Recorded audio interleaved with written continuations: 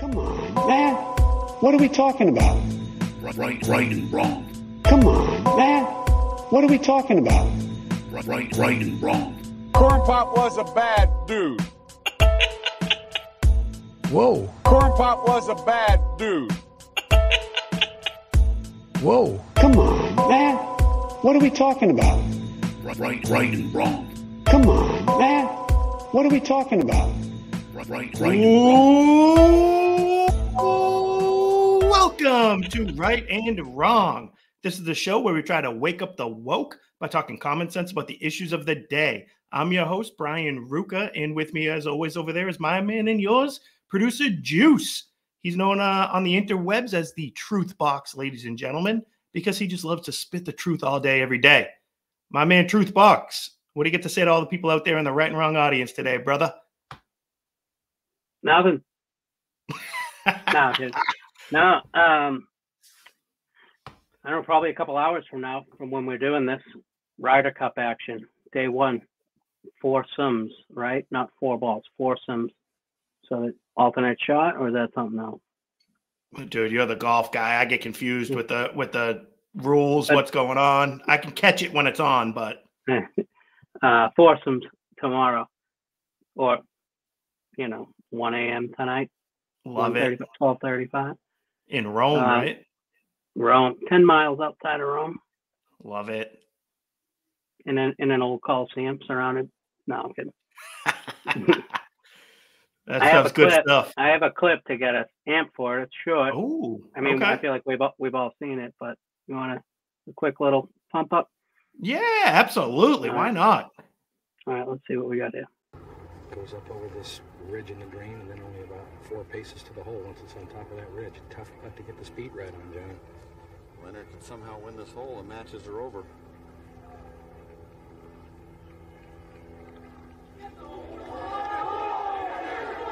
This looks good.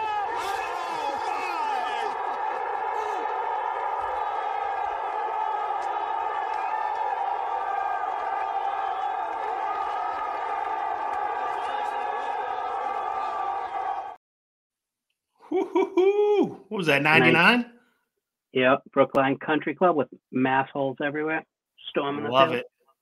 Love it. Great stuff. Anytime you can have USA versus anybody and we can rally around that, that's in the right column here on the Right and Wrong show, I suppose, right? Wrong, not wrong. Not wrong. You're not wrong about that.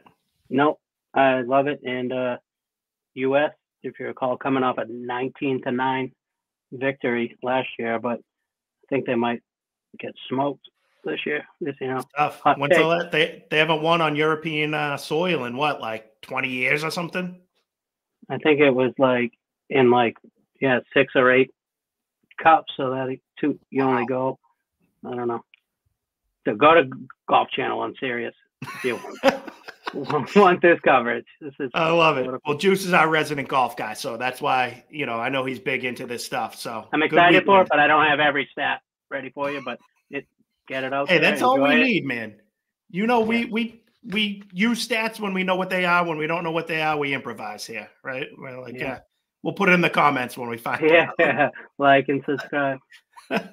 All right. So today's episode, it's been a while since we've seen you guys. Sorry about that. We live hectic, busy lives. And, we want to produce good stuff for you guys, not just go through the motions just to get a show out. So hopefully you guys appreciate that. Sorry to keep you hanging a little bit, but today's theme, we're going to be focusing on the decadence and immaturity that run rampant in today's United States of America. With that in mind, we'll be talking about how a college athlete is trying to sue his university because they didn't respect his mental health issues. We will also go into the Lauren Boebert Gropegate story and see what we have to say about that.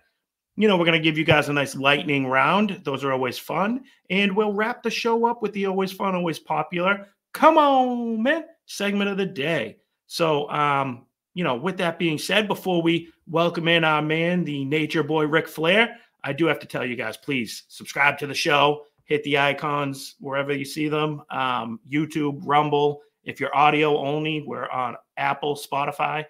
Like and subscribe. Drop us a comment. Really need that stuff. Really helps. And yeah, I guess with that being said, it's time to welcome in our good friend, Mr. Ric Flair, because guess what? It is showtime, baby. Woo! Showtime! Woo! Woo!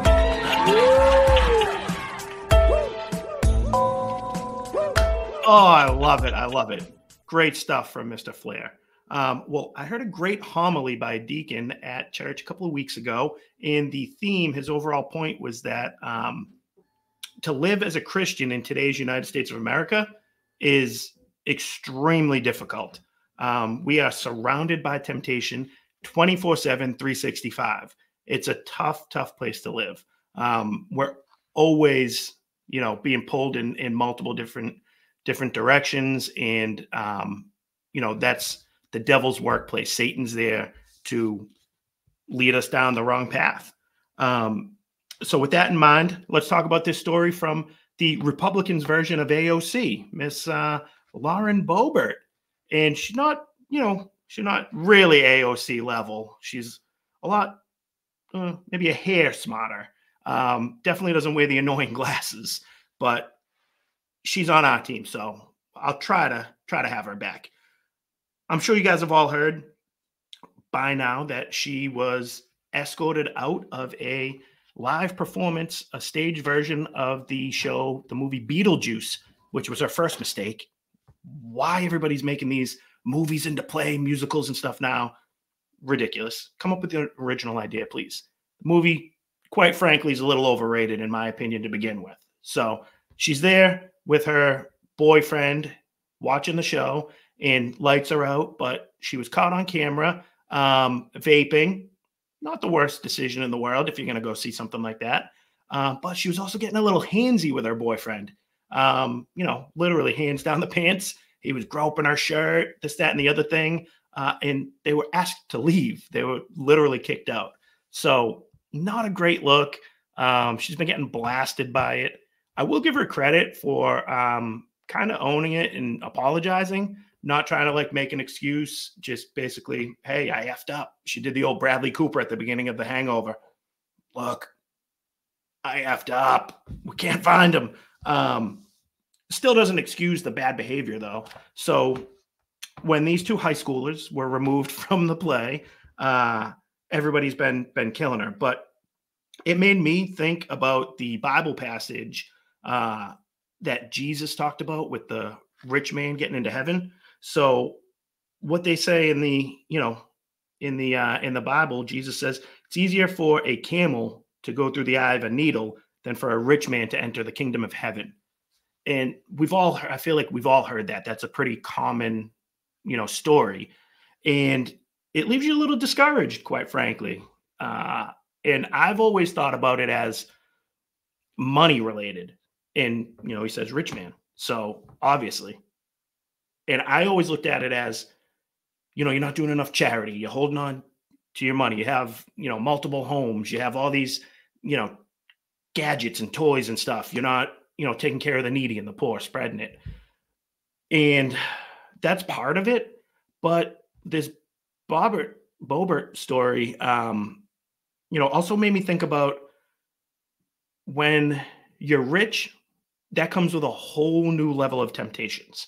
So not only are you called to share, take care of the needy, take care of the sick, take care of, the less fortunate, but when you're rich, that comes with temptations that are sexual in nature, temptations about, excessive partying, greed and lust, all these types of things. And think about that in the context of where we live, in the country we live in right now. If you're a famous politician like she is, so many people are throwing themselves in your direction, either for influence, again, sexual, power related. So it made me think of that story from the Bible, and made me kind of expand and not just think about just money related. And Lauren Boebert, I keep messing up her name every time I say it, but her and Marjorie Taylor Greene are two people that stand out to me because they're both like, the firebrand, strong Republican women right now in Congress. And we love them. They're great. They're brash. They stand up for what they believe in, and they throw it in the woke's face, which is awesome. But both of these women have gotten divorced since they became famous politicians. And that makes me think of the temptation that they're under. Like, Marjorie Taylor Greene was married for 27 years. And the second, she becomes famous, she leaves her husband. And that, to me, is like, now you're in DC, you're being pulled in a million different directions. Everybody's telling you how great you are. President Trump loves you. You're all over the place. So you're going to think your stuff don't stink anymore, and you're too good for your husband, your family life, and you leave. And Lauren Boebert, she threw away a 16-year marriage. So I can help with the whole Boebert thing. What do you got? Remember this? Pam. Same situation. Yes. I think it's Boebert. And you're 100% right. But every time I go to say it, I'm in my own head now. So, but that's pretty much where I'm going with that, Juice. And that is good timing if you want to come back in. But it made me think of the temptations we face just as normal, me and you, normal citizens of the world. But now you take these people that are rich, famous, like they're politicians, and our politicians now are becoming Instagram influencers. They're famous, like, actors now. Think about actors in Hollywood, how their marriages never last.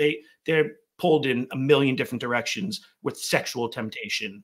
Musicians, athletes, like all these people with richness, with fame, comes a whole new level of temptation. And that made me think of that Bible passage, and look at it in a way I've never looked at it before. So you see where I'm going with that? What do you think? I see where you're going with that. And it's, I didn't know that it was 27 years married and then immediately divorced. That's a horrible look for MTV. I mean, I don't know, like immediate, but she hasn't been famous for all that long, right? And she got divorced like a year ago. With Matt Gaetz.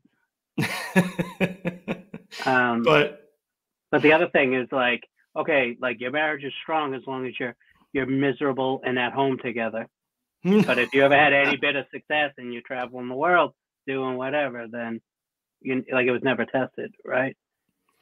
I mean, I marriage, guess so. I'm saying, like, if you're home miserable, you don't have any temptation. You're not even going to the. But where's the miserable part coming in, though? Okay. I wouldn't say being home happily married. Like, she wasn't tempted before, I'm sure, in a way that she just got tempted. And again, miserable.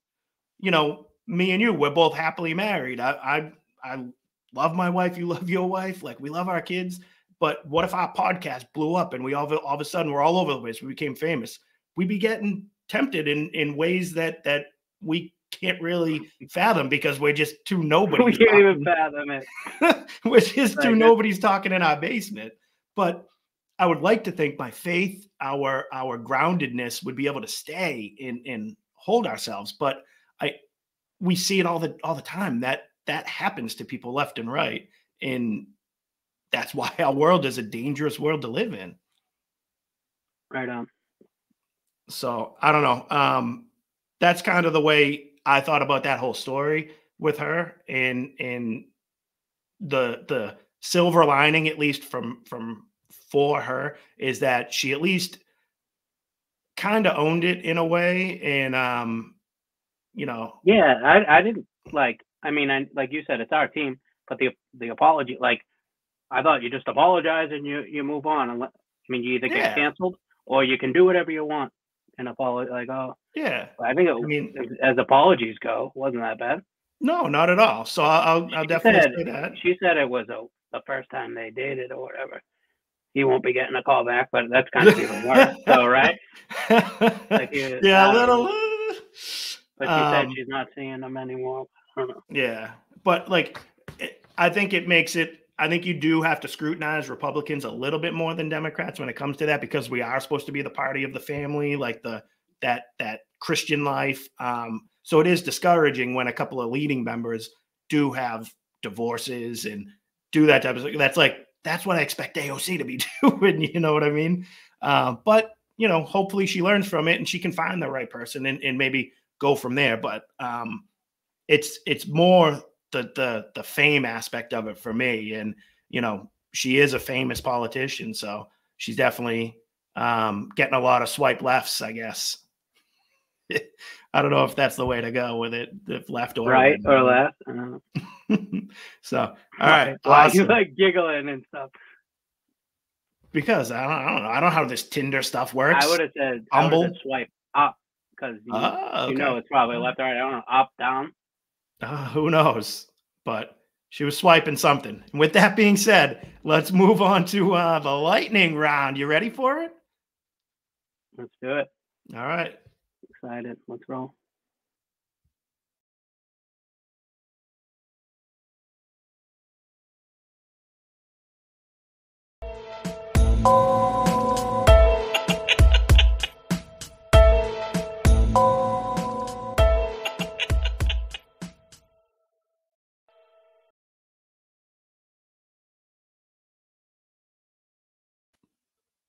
All right. So here we are, lightning round, ladies and gentlemen. Let's get right to it. What do you think, Juice? Raring to go, brother. I love it. So let's start off. We just talked about her a little bit in the last segment, Miss AOC. Yeah, the huge spectacles, she means business when those bust out. Unfortunately, she wasn't wearing them here, but a couple weeks ago. Speaking of busting out. She was speaking in New York City and trying to advocate for all these illegal aliens that are flooding the city right now. And thankfully, there's a whole group of people that think correctly shouting her down. And you can hear them almost louder than her. It's a great clip. And she has no answer, as always. So, Juice, you want to give us that? Let's go to the clip.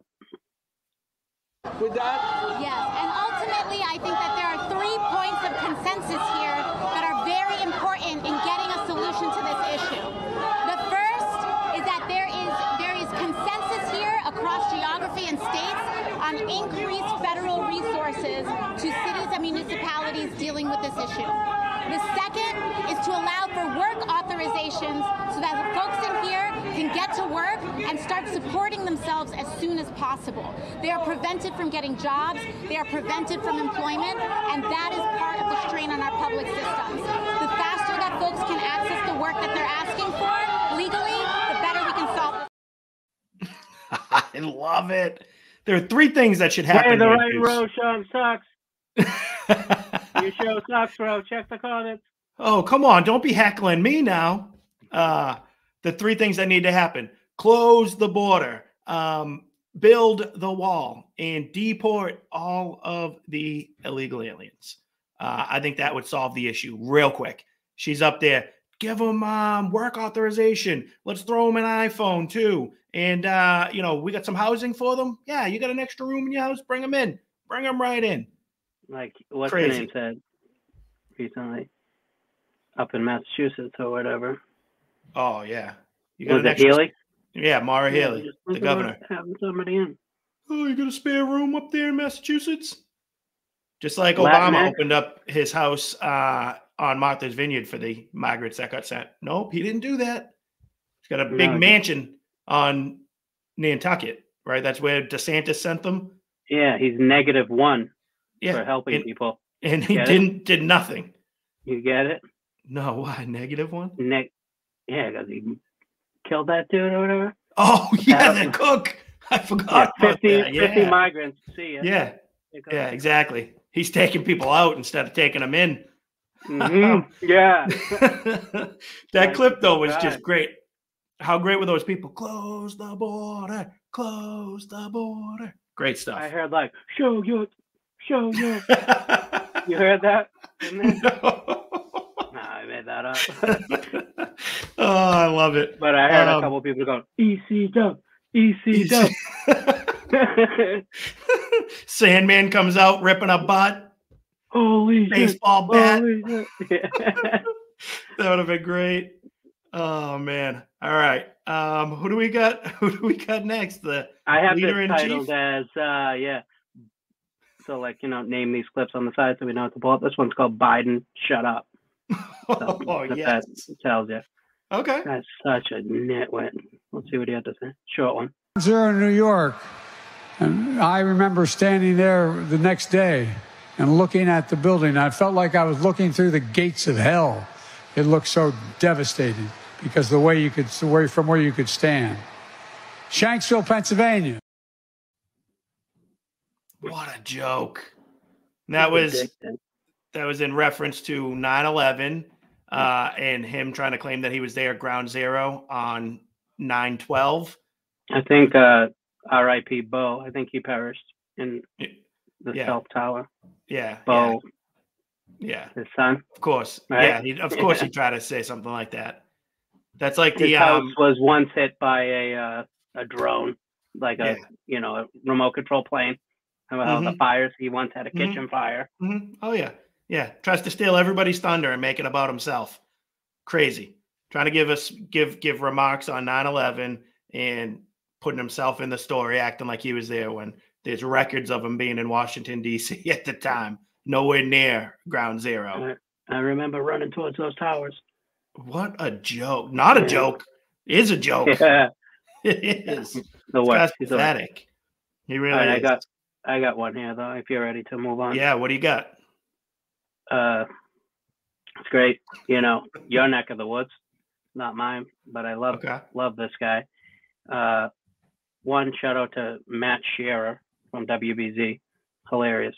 It's a good X account.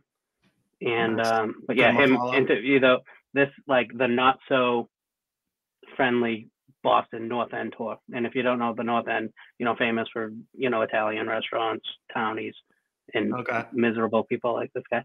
Love it. So let's check him out. I smoke. I come late. I don't follow traffic lights. I got a couple of little comments that are kind of controversial. And he has a food tour. You want a cannoli? You buy your own damn cannoli. This is Anthony Gesualdi. He runs Boston's politically incorrect food tours with a strict set of rules. Number 3, don't be a know-it-all. That's just for New Yorkers. New Yorkers suck when they come on a tour. You show them a bakery, and they can't wait to tell you about a bakery in Long Island. Like I give a shit about a bakery in Long Island. Just be prepared for anything to come out of his mouth. I don't swear, but I smoke. Tough if you don't like it. My nickname is Flash, and you hear people yelling, Flash, you suck. Flash, you owe me money. This is how I greet my first guy. They've made a sign for me. Oh, he's right there. Hey. What do you think of this guy? He's not a nice person. I tell my people to go in here and steal. Is that right, Anthony? Well, Bobby kind of inherited this place, so he really didn't pay for so I figured, why should we pay for anything? Anthony is, he's in line to inherit a couple of buildings here in the North End. Yeah, no, his father owns 2 buildings. Yes, it's between him and his brother. The most I've ever seen him smile, honestly, is when he came in and he says, oh, my brother's not feeling well. My grandmother died 9 times when I don't want to do a tour. If you're not from here, you might think Anthony sounds pretty miserable. What do you think of the Patriots? Yeah, they suck. I lost money on them. But this is what he'd be doing even if he wasn't getting paid. Just walking around the neighborhood and talking. You always hear when you're young, if you do something you love, you never work a day in your life. Yeah. And I never bought that book for years, because work is work, and I'd rather not. In the North End, I'm Matt Shearer. For more with Anthony, ask Alexa to play WBZ News Radio on iHeartRadio. He knows the neighborhood. He's from here his whole life, so. Yeah, that's good. You brushing your teeth? Yeah, I chew on stuff. Yeah. How you doing, all right?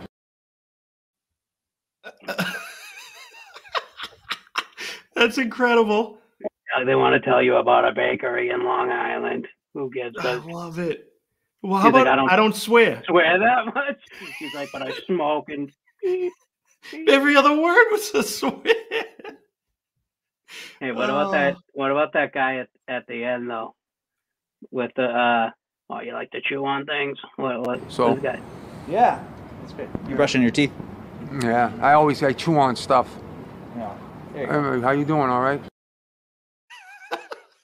How you doing, all right?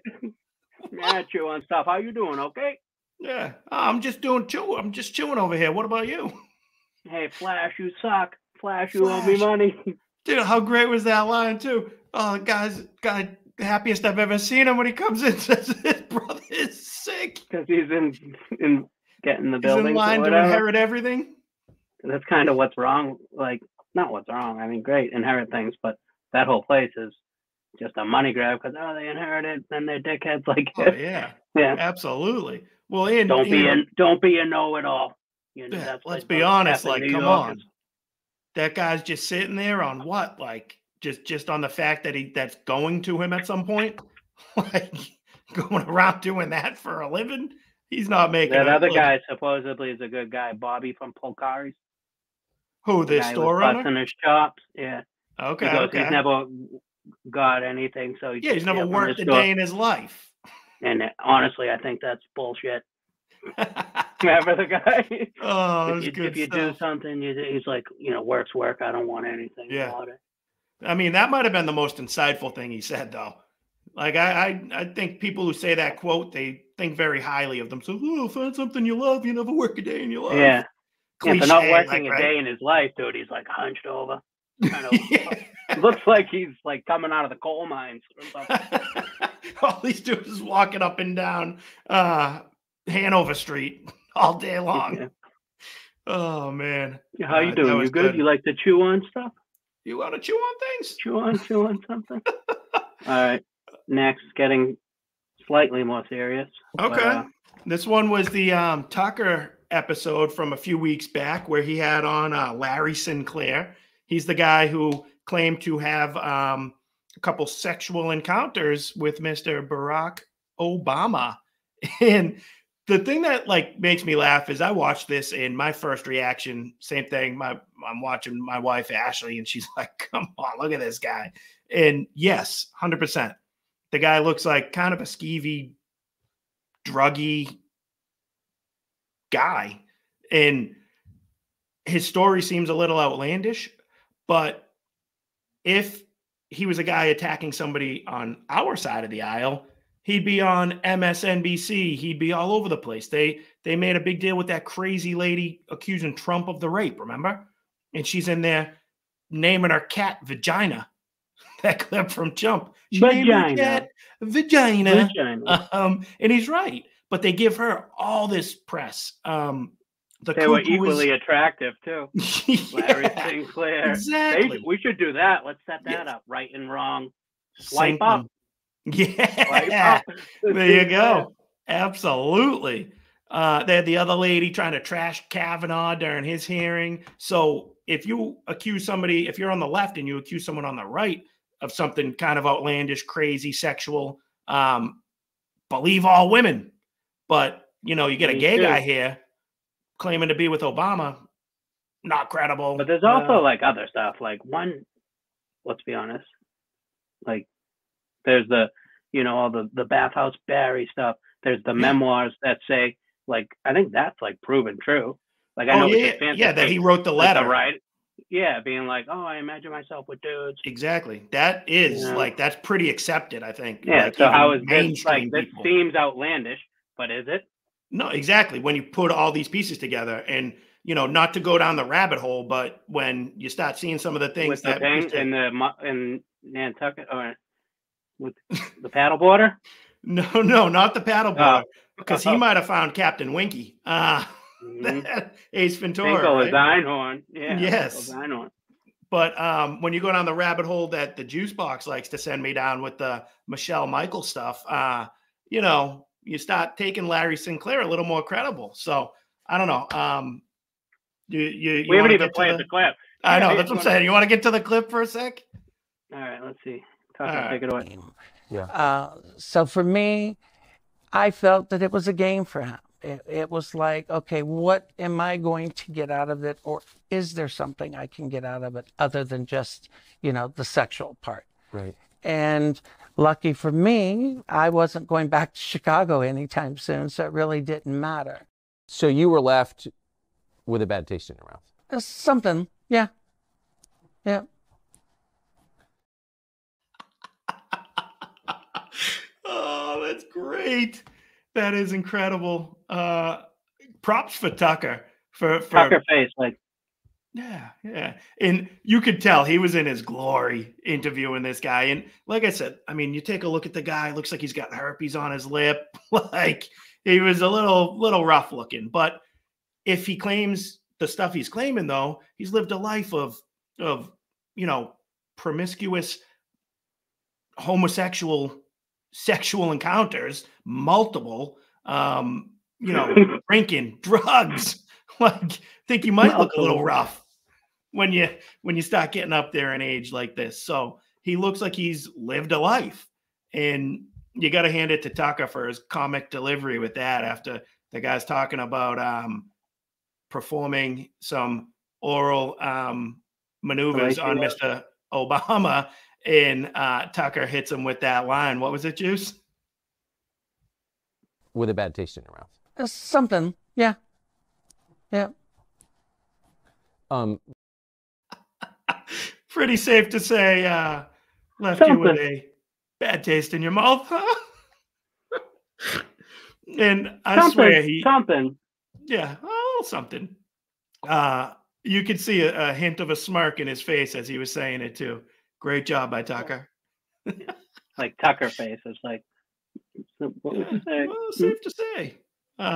So that, say what you want. Circling back, I know we've kind of already touched on it, but this guy would have been all over CNN, MSNBC, mainstream stuff. You wouldn't stop hearing about it if this guy claimed to have an encounter with Ted Cruz or Marco Rubio or Trump or whoever. Like, if there's a prominent Republican, they'd love this guy. But since it's Saint Barack Obama, no way. All right. One more. Oh, we got my boy. He got smoked last week, but yeah.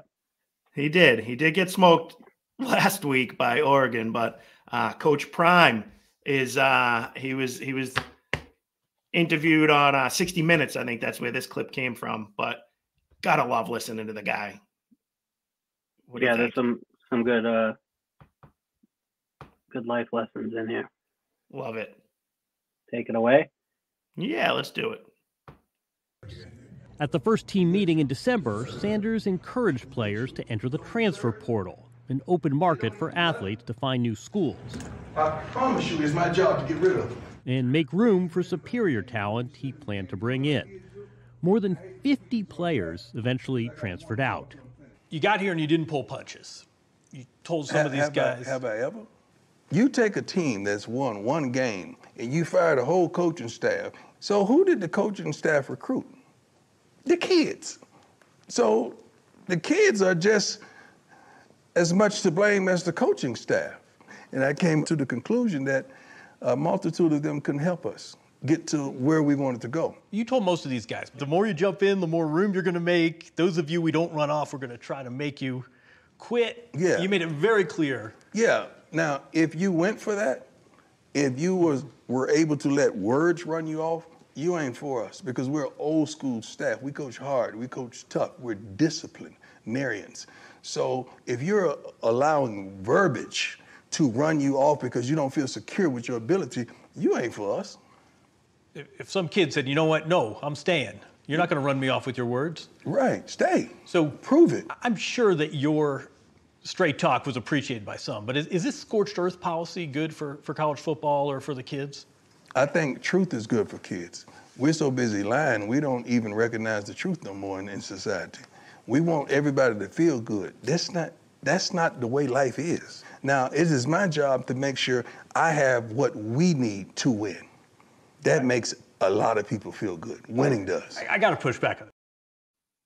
Wow. Like, can we just translate everything he said and put it into, like, our society right now? Truth, baby. The truth. Yeah, that end bit was great. We can't even recognize truth anymore because we're too busy doing whatever. Seriously. And we've touched on it plenty of times on the show here, but not enough people get told no. Like, and he's coming in, no, you're not good enough. No, you're not going to make my team. And I love the point he made about words and stuff too, because our whole society is PC policed, like based on words, like, remove you from the internet because you're harsh words. No, words should never hurt anybody like that. Like, someone says something stupid to you, let them be the idiot. And he's like, yeah, whatever. If we say that and that's going to scare you off, get you out of the school, you're not a good enough player. You're not going to last anyways. Like, let me tell you, you stink, and show me that you don't. And make dude, he's like trying to make everybody into a Rudy, bro. Yes, exactly. Right? Rudy wouldn't have been like, oh, you're not that great. Why don't you hit the shower? Exactly. Yeah. How many times that went guy out there get and told? done suicides. Yeah. You don't think so, Coach? Yeah. And that's like the everybody gets a trophy culture that we've morphed into over the last 30 years. And they can't handle that type of stuff. And I just love the mindset. Say what you want about the guy. Excuse me. I know that he just lost last week, but team's 3-1. There's an energy there. Like, he's a great coach, but he also seems like he's a great molder of men. And especially in college, I think that art form is lost with some of these coaches these days. And we could use that just overall in society for us. Can I give my last thoughts on it? Yes, please. You seen him rank his children on a tweet or whatever, on an X thing, and like did the at for each number one at, this is before they got smoked by Oregon. Yeah. But like Shearer, whatever his name is, right? The quarterback. Yeah. And then like his 4 other children in order. And no, then, like, he didn't. They went to him on, I don't know if it was, everybody has one of these game day things. Yeah. So whichever, I don't know if he was game day last week or was the other Fox one, but he like backed it up. He's like, yep, he's like, this one, like, if I died, he's just looking for this one will help me out. That's incredible. He's back, top 5. So I don't know. He's playing the same games within the family. Like, all right, no, you're not ranked number 1. Get better. So we got 5 kids here, dude. There's plenty of room. The dinner table, however, is only 5 seats, but there's 7 of us. Yep. Oh, I love it. Jump in and make some space. Come in 5th, you're relegated to the kids' table. Like, great stuff. Well, it'll probably be easier. That other one's watching game film now. The quarterback. Yeah, dude, he's good though. I like him. Yeah, no, it's fun. All right. Segment Awesome. 2 Well, great coming job. your way. Let's Thank do you. it. All right. See you then, or I'll see you on another time. Can't wait.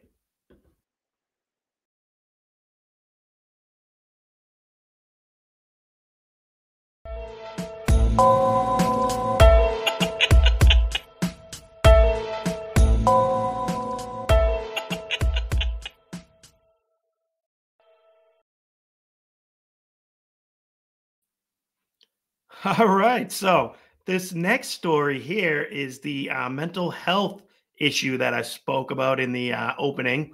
And this one took place at Ole Miss, the University of Mississippi, the Rebels, I believe they're called.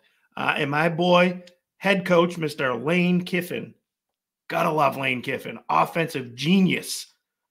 And this story involves a player by the name of DeSanto Rollins, and he was a defensive tackle on the team, and he's suing the school now because he was allegedly kicked off the team for having a mental health issue.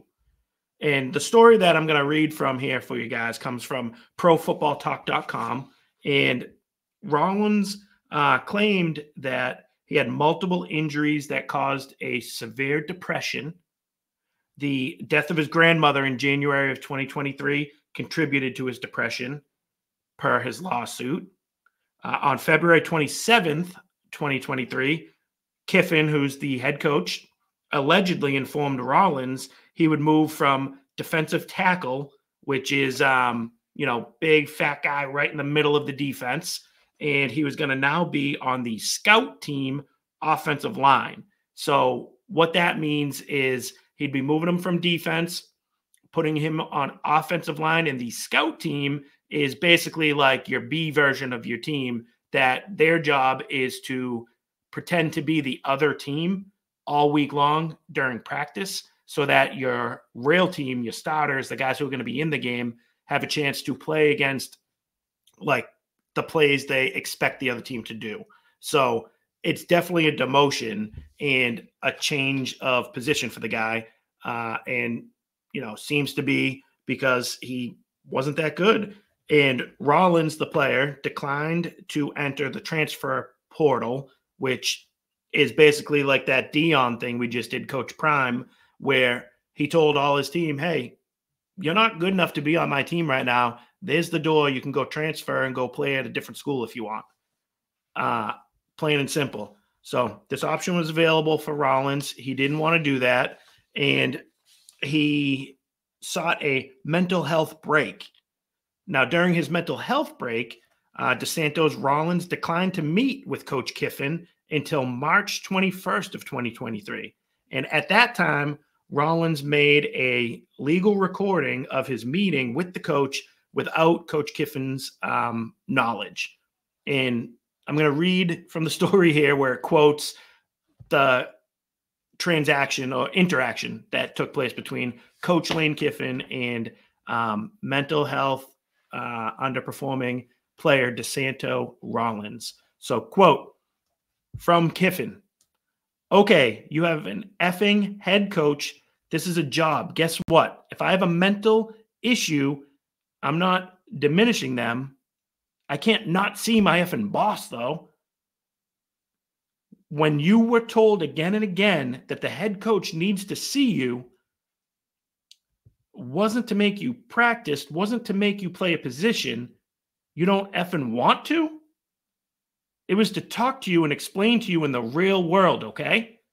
So that's what Kiffin's saying to him during this conversation. He's saying, you're having a mental issues, you got to go see your boss and tell him at least.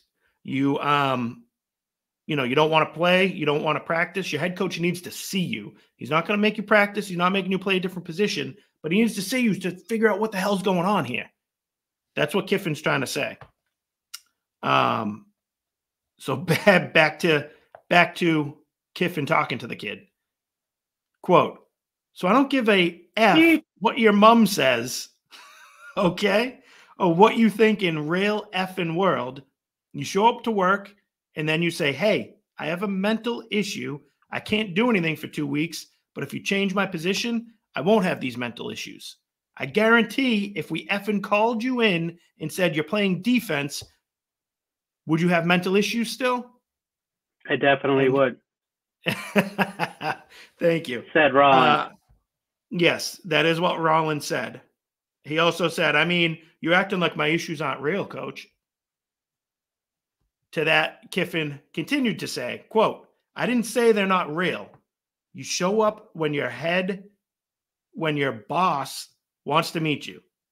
It wouldn't have been like this if you would have come here when you kept getting messages that the head coach wants to talk to you. You say, I'm not ready to talk to him. I wasn't, says Rollins. What effing world do you live in? I don't see why you have to be disrespectful, honestly. Get out of here. Go. You're off the team. You're done. See ya. Go. And guess what? We can kick you off the team. So go read your effing rights about mental health. We can kick you off the team for not showing up when your head coach asks to meet with you and you don't show up for weeks. We can remove you from our team. It's called being it's called hiding behind and not showing up to work. End quote. I know people are gonna try to get on Kiffin for that, but honestly, we just did the lightning round. Had Coach Prime being pretty harsh with his words to his players too, and telling them, "Go ahead, you're done then." And this is like kind of going back to the theme of the episode with our immaturity and our decadence decadence in society these days. And it's like, you're a college athlete, Division I, on scholarship, to go play on the football team, and you just don't show up. You just blow off the coach. He has every right to boot you off the team. And yeah, I mean, what are you going to say? He swore there. He said, effing, you're off the effing team. You're effing coach, like this, that, and the other thing. I don't give a shit. Like, whatever. That's the way football coaches talk, man. And that's the way grown-ass men talk at times. And this guy, thank you. I think it's pretty clear what Kiffin thinks of the whole situation. He thinks that they demoted the player, moved him to a different position, gave him less playing time, put him on the scout team, and then the kid decided to have mental issues. Seems pretty clear that that's how Kiffin views the situation. And I'm not involved in it. You're not either, Juice. So it's anybody's guess, and we speculate, but it seems like a reasonable assumption, at least. And my problem with the story, and the reason I wanted to talk about it, is it speaks more to the overall mindset of people in today's world, and just weak, immature, not willing to persevere and to work harder and to push through when you face adversity. And I hate the mental health stuff. It's so easy to hide behind that.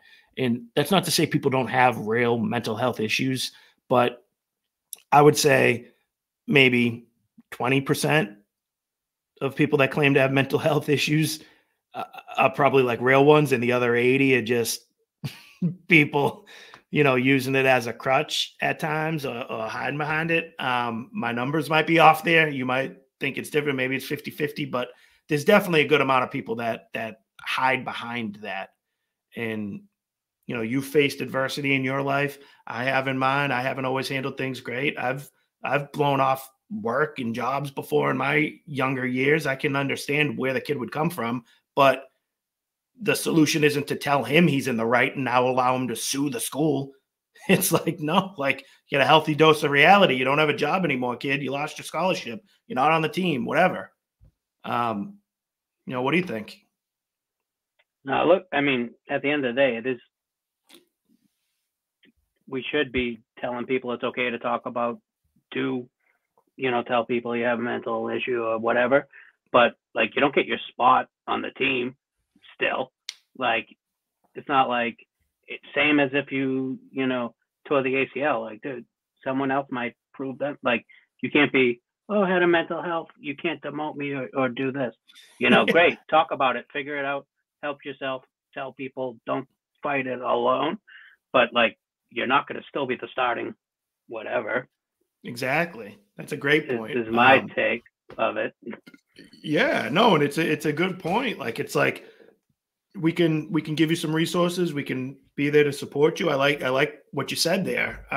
But it doesn't mean the rest of the world stops and waits for you either. Yeah. We need a tackle or a guard, and we still have a team to field. And exactly. On the side, great. Let's help you get figured out.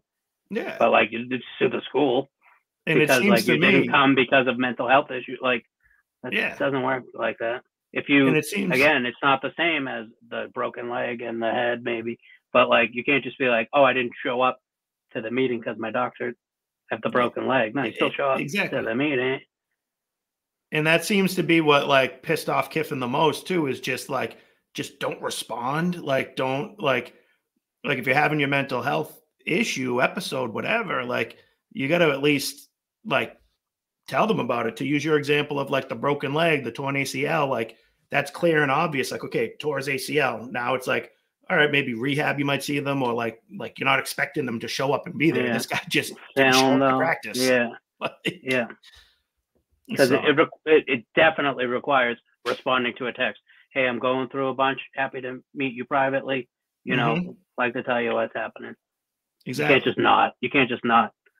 And you definitely don't, even if you are going through something, you don't keep the position. Like, the business has to go on. Yes. They give you a leave, like in traditional, corporate world. You can get a leave, you'll have a spot at the company. but like, oh, you're not the director of that business unit anymore. Mm-hmm. You know? Yeah. So yeah, the world has to go on. The rest of everybody else has to still, this guy, because you know what, like, say what you want about the coach. Like, again, I know he makes a lot of money. He's in a big spot, but he's facing pressure too. If he goes out and has a 3-10 season, he might get fired. Like, and he has to field a football team still. Like, so I don't know. That one just aggravated me. And I know the way the world is right now, most people are going to take the side of the player in that. Oh, he's having a mental health well, like, issue. remember what's her name? Oh, the Olympic girl? Dominique Dawes. That's the old school one. No, that's the one from like that 96 team. She would have went out there. She definitely would have went out there. The one you're talking about, Simone Biles.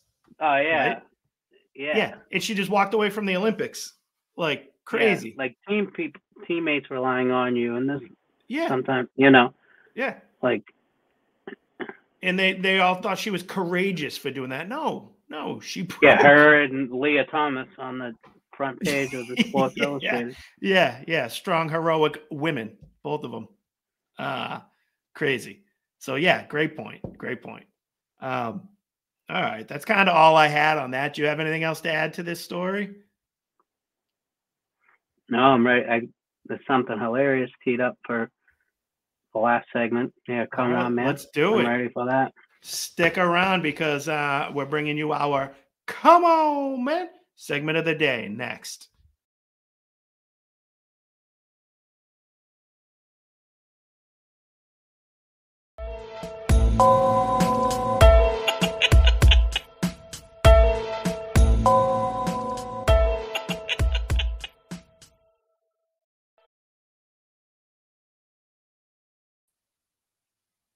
All right.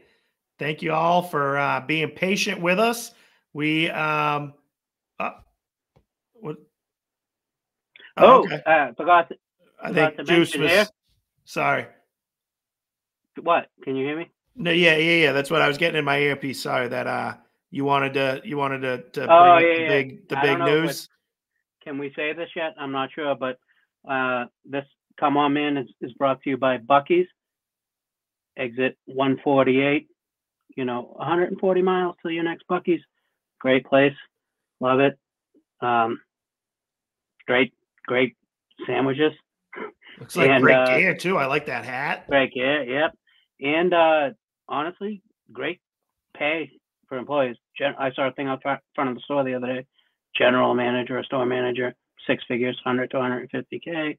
$20 just off the deck, per hour.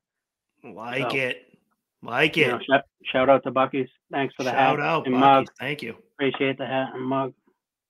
Perfect. So this segment brought to you by Buc-ee's is called our Come On, Man segment of the day. You longtime listeners out there, you guys know the deal. This is the time of the show where we find a clip or somebody saying something, doing something so ridiculous, so absurd that even though we're going to make fun of them here for a few minutes, there's really not much else we can say about them except, come on, man.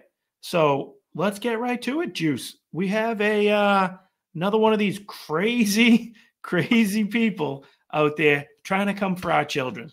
And this person here is named Linz Amir, and she is a writer for Nickelodeon's Paw Patrol spinoff show called Rubble and Crew. If you're anybody who has a child younger than 15 years old or something at this point, Juice, you've definitely seen or heard Paw Patrol before. My kids have kind of grown out of it, thankfully, but they did used to watch it. A bunch of dogs. One's a cop, one's a firefighter, this, that, and the other thing. They're always going on adventures. It's kind of silly, whatever, but it's a huge show, very popular Nickelodeon show. And this person got hired to be a writer on their spinoff series. And the show, because of this writer creating this part, features a non-binary character who rides around in a skateboard and wears sneakers that are the trans color, baby blue, purple, pink or whatever laces. So the subtle messaging is right there for you. And that's geared towards like 5-year-old children, little kids. And why don't we, I guess, go to this person's YouTube page and find out what they're all about, what they believe. And this is the person creating content geared towards your children to watch. She has her own YouTube channel called Queer Kids Stuff. And this clip that we're going to show you has gone kind of viral because, whatever, it's been making the rounds. But we could have picked a million different clips from this person's page. But this one is the one we went with. Juice, you want to give it to us? Yeah, it's great. I'm going to give it to you, but I'm going to cut it like halfway through. It's kind of the same thing throughout. Okay. But here goes your Bucky's Come On Man segment of the day. Ready, Linz? All right. Are you ready to sing this book? Okay. Sing along with me at home, all right? If you're a drag queen and you know it, blow a kiss. If you're a drag queen and you know it, blow a kiss. If you're a drag queen and you know it, and you really want to show, if you're a drag queen and you know it, blow a kiss. All right, the next one is strike a pose, okay? If you're a drag queen and you know it, strike a pose. If you're a drag queen and you know it, strike a pose. If you're a drag queen and you know it, and you really want to show, if you're a drag queen and you know it, strike a pose. Nice poses, everyone. All right, the next one is say ta-da. If you're a drag queen and you know it, say ta-da. Ta-da! If you're a drag queen and you know it, say ta-da. Ta-da! If you're a drag queen and you know it, and you really want to show, if you're a drag queen and you know it, say ta-da. Ta-da! All right. Oh my goodness. This next one. Okay, is everybody ready for it? If you're a drag queen and you know it, do all three. Oh my goodness. Blow a kiss. Strike a pose. What? That's like, it's infuriating. It really is. Like that stuff makes my blood boil. It makes me think of the thing we played a while back during the march in I think it was New York, right? Where they chanted, "We're coming for your kids. We're coming for your kids. We're here. We're coming for your children," or something. Exactly. A long way from what we do in the privacy of our bedroom is our own thing, right?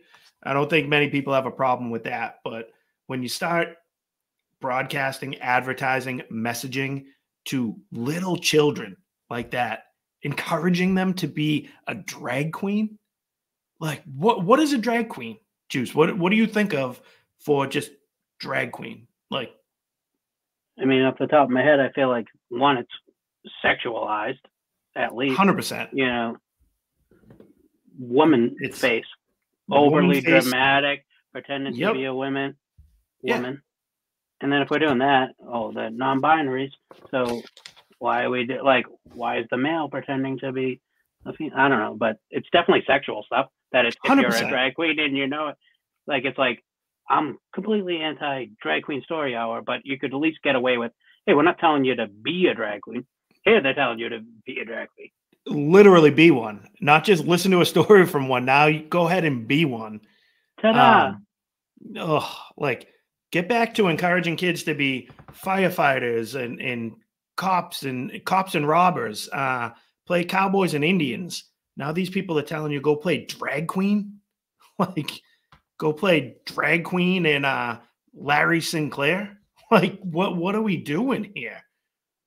And like you can't emphasize it enough that somebody like that is creating the content on a television show that's going to be geared towards your children. So her YouTube page that we showed you, that's explicit. That's out in the open for you to see. Do not like and subscribe. Do not like and subscribe. Please do not like and subscribe to that.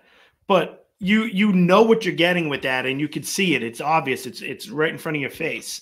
But when you tune into the show and you're the parent barely paying attention because it's a terrible children's show, but you know, your kid's not busting your chops for a few minutes. You put something on, you know, whatever, get a little bit of a break. That's the person who's creating the content for them to watch. And they're not going to be as obvious as they are with her own specific YouTube channel there that we showed you, but she's going to be littering that thing with subliminal messaging, you know, geared towards turning your child either gay, queer, bi, non-binary, or at the very least tolerant, accepting, and encouraging of that. Trinary. I thought you were thinking trinary. I thought you were going to say. Maybe I did.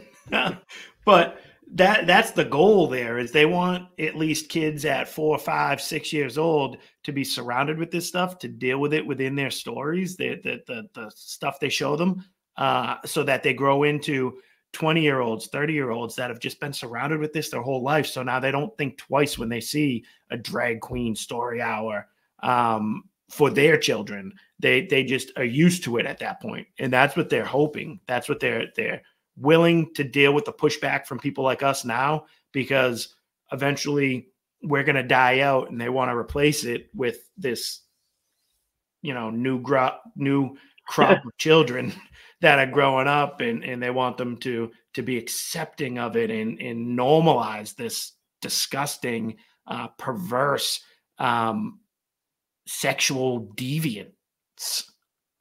Deviant behavior. But, that made me think about one. We might have just lost our first sponsor. I feel like Buc-ee's would be on board with this. Yeah. But it reminds me of when Coach Brian was like, "We are disciplinarians." Did you hear that? Yeah. We're disciplinarians. Oh, I love it. I love it. No, that was scary, and you covered it for me. Any final thoughts? No, I mean, just be careful. It's easier said than done. I know. Believe me, I'm not the greatest screener of every single thing my kids are consuming, but just be aware that this stuff's out there, please. It's scary, it's dangerous, and it's just, why are you trying to make these kids grow up sooner than they need to? Let them be kids, man. And this stuff is just disgusting. It's weird. It needs to be pushed back against, and they need normal, regular people like us to say enough is enough. And hopefully us showing you guys that, talking about it, will give you a little bit of more understanding, courage to kind of push back against it too, because it's not easy to do. And I don't know, I guess that's all I have to say on it too, but it's just scary, and be aware of it, and please push back against it.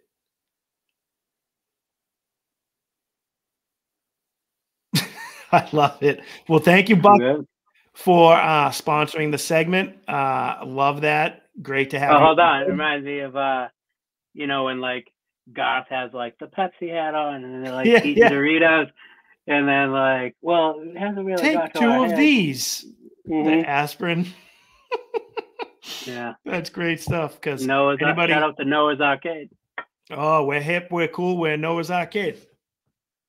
Anybody who's followed the show long enough knows that is basically what I hope and think that this show will be. It's a podcast version of Wayne's World, brought to you by Noah's Arcade, and Buc-ee's, and that'll do it, I guess.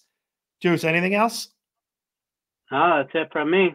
I love it. Well, thanks, guys. Happy to be back. Hopefully we'll get a new ep out quicker than we did on this one. And until that time, thanks for having us.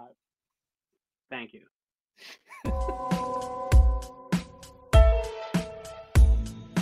The Right and Wrong Show is produced by Juice. Executive producer, Juice. Audio mixer is Juice.